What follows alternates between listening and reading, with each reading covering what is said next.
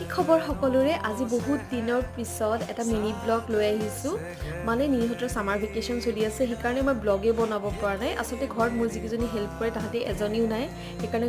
মানে চব কাম নিজে কৰিব লাগে যে সেইকাৰণে টাইমেই নাপাওঁ আৰু এই চাওকচোন কাপটো বৰ ভাল লাগিছে নে এইটো মিছোৰ পৰা কিনিছোঁ মানে এমাজনত বহুত দাম লয় মিছোত কিচেন আইটেম বহুত ভাল পায় সস্তাটো পায় তো এমাজনত 499 মিছোত 200 টকা আৰু এই চাওকচোন এই সামাৰ ভেকেশ্যন চলি থাকিলে কি কৰিম কি নকৰিম হয় সেইকাৰণে ঘৰৰ ভিতৰতে চাইকেল চলাইছে ড্ৰয়িং কৰিছে